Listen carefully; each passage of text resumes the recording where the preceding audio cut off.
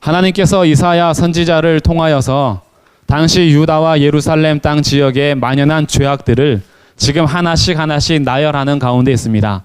이들이 얼마나 예배가 혼합되어 있는지, 그리고 이들이 하나님의 말씀을 오해하고 남용하여서 자기의 마음대로 말씀을 적용하고, 그러다 보니까 예배에도 마당만 밟고 갈 뿐 하나님을 정말 만나기 위한 마음은 없습니다. 그냥 출석 도장 찍고 가는 것으로 스스로 만족하고 삶의 자리에서는 여전히 우상을 섬기는 가운데 있습니다. 이러다 보니 나타나는 현상은 윤리를 상실합니다. 하나님 앞에서 태도를 잃어버리니 이 땅에서 내가 도덕적으로 재판해야 될 일들, 바르게 살아가야 할 윤리를 상실하고, 또한 이들의 마음은 이미 흐트러져서 하나님뿐 아니라 이웃과의 관계도 무너지는 가운데 있습니다. 이럼에도 불구하고 여전히 소망을 가질 수 있었던 이유는 하나님께서 유다와 예루살렘에게 이사야 선지자를 통하여서 회복의 메시지를 전하시는데, 그것이 오라라는 초청이었어요. 너희가 어디에 있든지 와라. 왜냐하면 말일이 되면 이 땅의 모든 푸른 산과 꼭대기에 있는 우상들은 무너지고 여호와의 전이 서서 예루살렘에서부터 주의 말씀이 선포될 것이며, 그때부터 구원이 이스라엘에게서 여호와의 전에서 나타날 것이기에 너희들은 오라라고 초청함으로 참된 소망을 주십니다. 그리고 이제 이렇게 몰려가는 사람들이 서로 오라라고 하면서 우리 가서 말씀을 듣자라고 초대할 뿐 아니라 2장 5절에서는 우리가 빛 가운데 행하자라고 하면서 이제는 이 오라의 초청이 말씀을 듣는 오라라는 초청에서 말씀을 행하는 자리로 우리 같이 가자라는 오라라는 초청으로 이스라엘 땅 가운데 여전히 하나님께서 이들의 삶을 이끌어 가심을 보여줍니다. 그럼에도 불구하고 오늘 2장 6절부터의 말씀은 여전히 이들의 삶에 무너지는 것들을 보게 되는데, 이 모습들을 한번 우리 차근히 보도록 하겠습니다. 2장 6절입니다. 주께서 주의 백성 야곱 족속을 버리셨음은 그들에게 동방풍속이 가득하며, 동방풍속은 아시리아, 아람, 바벨론 등과 같은 동방 땅의 풍속들, 즉 그들이 섬기는 우상들, 미신이 가득하다라는 겁니다. 그들이 블레셋 사람들 같이 점을 친답니다. 블레셋의 사람들이 점치는 술사들을 데려놓고 점치는 것처럼 이들이 점을 치죠. 이방인과 더불어서 손을 잡아 언약합니다. 하나님이 내 신랑 되셔서 언약 맺었던 것을 파기하고 이방인과 손을 잡았다라는 것은 영적인 간음의 상태를 말하는 거죠. 그런데 여기에는 우리가 좋아하는 것들이 많습니다. 7절 한번 보시겠어요? 7절에 이제부터 가득한 것들이 나타나는데 우리가 참 좋아하는 거예요. 그 땅에는 뭐가 가득하죠? 은금이 가득합니다. 뭐가 무한하죠? 보화가 무한합니다. 그 땅에는요, 은금 보화가 가득 차 있습니다. 경제적으로 풍성하고 부유하면서 부가 축적되어 있다라는 거예요. 또한 그 땅에는 7절 두 번째 줄에 마필이 가득하고 병거가 무수합니다. 이거는 군사력, 보안이 철저하다라는 겁니다. 무기들이 잘 갖춰져 있어요. 탱크, 로켓, 비행기, 항공모함까지 갖춰놓고 자신들이 가지고 있는 이 부가 빼앗기지 않기 위하여서 철저한 안보를 이미 행하고 있습니다. 아주 좋죠. 은근 보화가 가득하고 이것을 가져갈 수 없는 보안까지 잘 돼 있으니, 우리 집에 금고가 있을 뿐 아니라 금고에 금이 가득 차 있고 이 금고를 훔치지 못하도록 보안 시스템까지 갖춰져 놔서 더 이상 불안할 이유가 없는 겁니다. 근데 8절에 또 하나 가득한 게 있죠. 뭐가 가득하죠? 우상도 가득합니다. 모든 게 다 가득해요.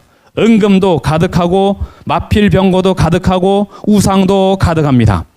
이것은 오늘날 우리들의 현상을 그대로 꼬집어서 얘기해 주는데, 사람들이 처음에 원하는 것은 은금 보화입니다. 어떻게 해서든지 가난한 삶을 탈피하고 경제적인 부를 축적하기 위하여서 열심히 삽니다. 그렇게 경제적으로 내가 부유함을 원하기 때문에 어떻게 해서든지 이것을 갖추기 위하여서 경제를 놓고 기도도 많이 합니다. 하나님 앞에 나의 경제권을 맡기면서도 또한 이 땅에서 벌어들일 것에 대해서 열심히 기도하죠. 그렇게 많이 모아드리고 나면 이 돈이 사라지지 않기를 기도합니다. 내가 높이 올라간 자리에서 떨어지지 않기를 기도합니다. 내가 그동안 수고하면서 이뤄냈던 그 자리에서 혹시 갑자기 낙오되지는 않을까 열심히 기도하면서 마필과 병거를 가득 세우죠. 우리 부안이 꽉 차 있는 겁니다. 그러면서 자연스럽게 나타나는 현상은 영적인 타락이 이루어집니다. 우상도 가득해집니다. 내가 가진 것이 많아지고 지킬 것이 많아지면 그만큼 의지하는 것들이 많아집니다. 내가 하나님 외에도 의지할 것들이 무수히 많이 생긴 거예요. 그러다 보니까 이것은 순서입니다. 부가 이루어지고 부에 따른 국력이 강화되면 그 나라는 자연스럽게 하나님을 떠나는 것이 현상으로 나타납니다. 우리만 봐도 그렇죠. 우리들의 한번 삶을 보십시오. 가난하고 어려울 때 하나님을 더 의지하셨습니까? 경제적으로 부해지고 좀 괜찮아졌을 이때에 더 의지하고 계십니까? 우리들이 언제 하나님을 더 의지하는지 내 신앙 생활만 봐도 내가 하나님만 바라볼 때에는 다른 우상이 끼어들 틈이 없었습니다. 의지할 게 없었거든요. 가진 것이 없으니까 붙들 것도 없습니다. 그러다 보니까 내가 섬길 것도 없어요. 하나님 아니면 살 수가 없었습니다. 그런데 이제 하나님께서 복을 부어주셔서 어느 정도 내 생활이 안정되고 지킬 것들이 생겨지자 이것을 놓치지 않기 위해서 더 열심히 세상을 붙들어야 합니다. 세상에서 내가 더 열심히 수고하지 않으면 내가 가진 것이 어느 순간에 날아갈까 봐 불안하여서 내가 승진하고 높은 자리에 올라갈수록 그 자리에서 갑자기 떨어질까 봐 더 열심히 그 자리를 수고함으로 지키려고 하죠. 그러다 보니 어떻게 되죠? 하나님을 섬기며 의지하는 자리를 떠나 세상에 가진 것을 지키기 위한 자리로 옮겨갑니다. 그러면서 우상이 가득해지는 거예요. 근데 여기에는요, 귀천이 나누어지질 않습니다. 세상에서 경제적인 논리를 따르거나 계급을 따르면 귀천이 분명히 나누어져 있는데 우상이 가득한 땅에서는요, 우상에게 절하는 것이 귀천이 나누어지질 않아요. 9절에 보면 천한 자도 절하고 귀한 자도 굴복하고, 천한 자든지 귀한 자든지 낮은 자리에 있는 사람이든 높은 자리에 있는 사람이든 똑같이 우상에게 절하는 건 평등한 겁니다. 모두가 다 우상에게 절하면서 살고 있어요. 근데 여기에 이사야를 통해서 선포되는 하나님의 위엄이 선포되는데 10절과 11절은 오늘 본문에서 후렴구처럼 반복하는 것입니다. 10절 11절 같이 읽어보겠습니다. 시작. 너희는 바위 틈에 들어가며 진토에 숨어 여호와의 위엄과 그의 광대하심의 영광을 피하라. 그날에 눈이 높은 자가 낮아지며 교만한 자가 굴복되고 여호와께서 홀로 높임을 받으시리라. 아멘. 이렇게 천한 자든 귀한 자든 은금이 가득한 땅, 마필과 병거가 가득한 땅, 그와 함께 우상이 가득한 땅에서 모든 사람들이 귀천을 따지지 않고 우상에게 절하고 있을 때 하나님께서 이 땅에 임하시는 그날 너희들은 숨으라 하는 거예요. 왜? 하나님의 진노를 견딜 수가 없을 테니까. 하나님의 영광을 피하라는 겁니다. 주님의 영광을 맞이해야 되는데 주님의 오심을 기다리면서 두 팔 벌려야 하는데 주님 오는 것이 두렵습니다. 주님이 이 땅 가운데 오시는 것이 굉장히 꺼려집니다. 그러다 보니 주의 영광이 기다려지는 것이 아니라 주님이 제발 안 왔으면 좋겠는 거죠. 주님이 올 때에는 피해야만 하는 자신의 부끄러운 모습이 나타나는데 그날의 11절 높은 자는 낮아지고 교만한 자는 굴복이 될 겁니다. 눈이 높은 자, 교만한 자가 앞에서는 우상에게 절하는 자들입니다. 우상에게 절하는 자들이 왜 눈이 높은 자이며 교만한 자일까? 의지할 것이 없어서 수많은 우상들을 섬기고 있는데 이들을 왜 교만하다 그러며 이들의 눈이 왜 높다라고 할까? 그 이유는 우상을 섬기는 것이 자기를 위한 것이기 때문입니다. 자기를 위해서 항상 우상을 섬겨요. 이거는 뒷절에서 명확하게 표현해집니다. 20절 사람이 자기를 위하여 경배하려고 만들었던 은우상, 금우상을 그날의 두더지와 박쥐에게 던져버리겠다라는 거예요. 사람들에게 우상이 생기는 이유는 자기를 위함입니다. 내가 이 땅에서 잃을 것이 많아지니까 그거 지키기 위해서, 내가 지켜야 할 것들이 많아지면서 그것 때문에 나의 삶의 행복과 내 삶의 쾌락과 내 삶의 어떠한 추구하는 행복들, 내가 가지고 싶었던 목표들, 내가 이루고 싶었던 욕심을 위하여서 하나님이 안 들어주면 바벨론 신이라도, 하나님이 거부하면 아시리아 신이라도, 아니면 블레셋에서 점치는 자들이라도 내 미래를 콕 집어서 알려달라는 거죠. 그렇기 때문에 자기를 위하여서 섬기는 것들이 많아지다 보니까 이들의 중심의 꼭대기는 항상 자기가 있습니다. 그렇기 때문에 우상을 섬기는 자들은 사실 교만한 자들입니다. 그들은 눈이 높은 자들이에요. 항상 내가 잘 살아야 하기 때문에, 항상 내가 가장 높은 곳에 있어야 하기 때문에 내 인생을 위하여서 우상이 많아진 겁니다. 이들이 하나님께서는 굴복시킬 것이며 낮아지게 하실 것이며 오직 누가 높임을 받느냐? 11절 여호와께서 홀로 높임을 받으실 것입니다. 17절 그날에 자고한 자는 굴복되며 교만한 자는 낮아지고 여호와께서 홀로 높임을 받으실 것입니다.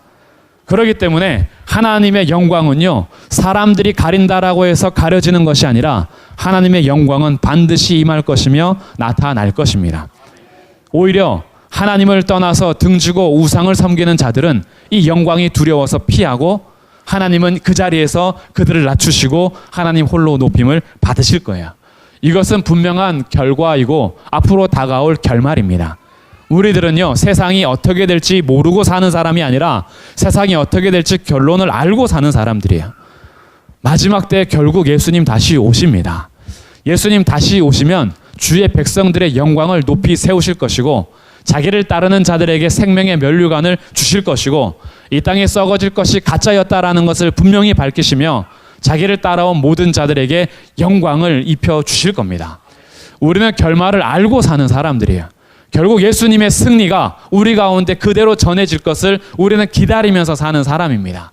그렇기 때문에 하나님께서 홀로 높임을 받으시는 그 자리에 우리가 그것을 반가워하며 하나님 앞에 영광 올리고 그 영광에 힘입은 결과를 맞이해야 되는데, 은급이 가득하고 안보가 강해지며 이 땅 가운데 자기가 가진 것이 많아지면서 하나님을 등지고 우상을 섬기는 자들은 이런 결말할 때에 부끄러워지겠다라는 거죠. 그렇기 때문에 하나님의 영광을 피하라 그래요. 19절 18절에서 우상이 완전히 없어질 겁니다. 20절에서도 그 우상은 던져질 겁니다. 그렇기 때문에 19절 사람들이 아멸과 토굴로 들어가서 여호와께서 땅을 진동시키려고 일어나실 때에 그의 위엄과 그 광대하심의 영광을 피할 것이다. 그러죠. 하나님의 영광을 피해버리는 거죠. 그래서 결론적으로 22절은 이렇게 얘기합니다. 같이 읽어보겠습니다. 시작. 너희는 인생을 의지하지 말라. 그의 호흡은 코에 있나니 샘할 가치가 어디 있느냐. 우상은 사라질 것이고 우상을 섬기는 자들은 부끄러워 피할 것이며 하나님께서 홀로 높임을 받으실 것인데, 결론은 우상을 버려라가 아니라 인생을 의지하지 말라라는 거예요.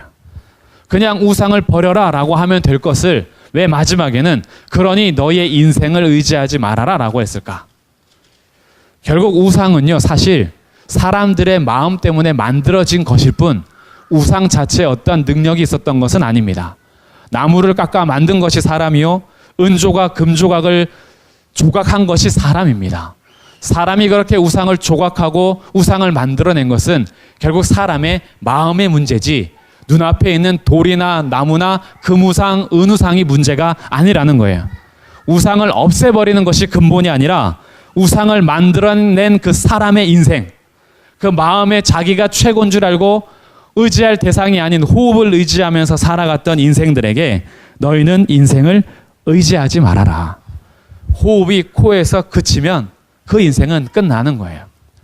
아무리 우리 주변을 둘러봐도요, 사람을 의지할 만한 사람이 없습니다. 영원한 사람이 없기 때문에 그렇습니다.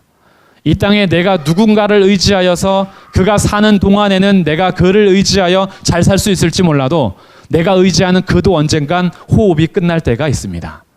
인생은요, 의지할 대상이 아니라는 거예요.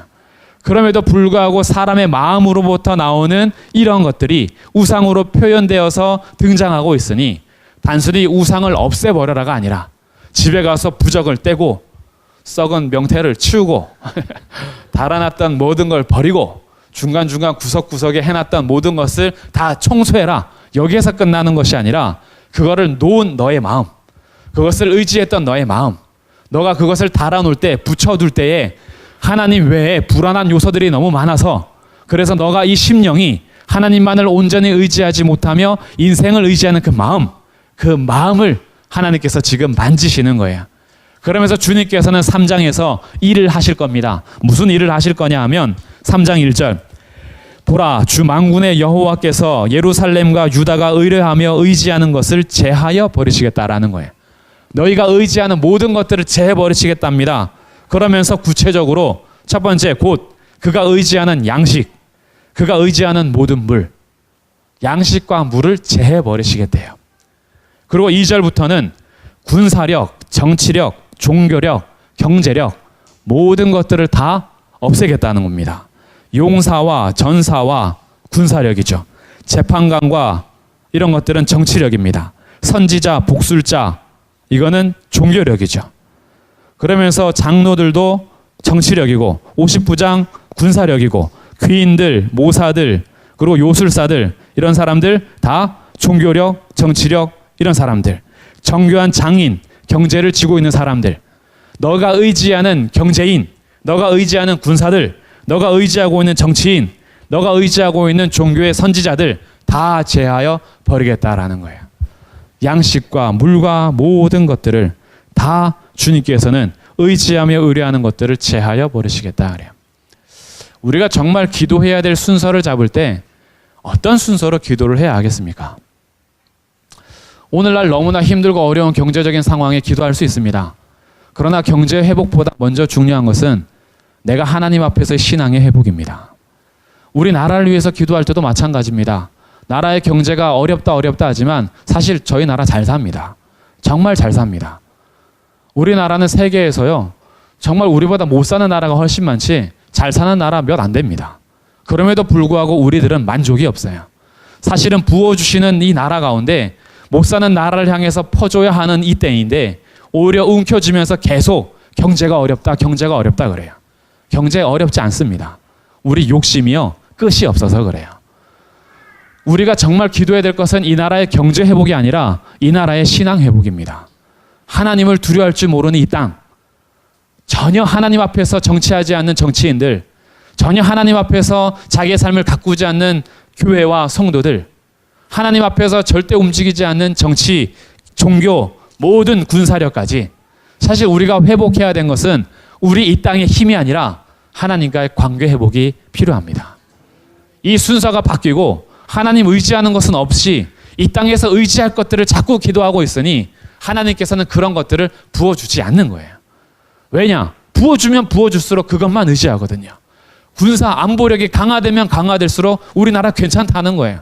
경제력이 높아지면 높아질수록 이젠 잘 사니까 괜찮다라는 겁니다. 하나님을 찾지 않습니다. 인생을 의지하죠.